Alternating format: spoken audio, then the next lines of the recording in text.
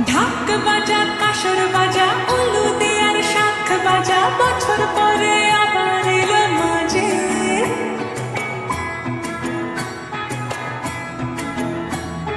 পুজো পুজো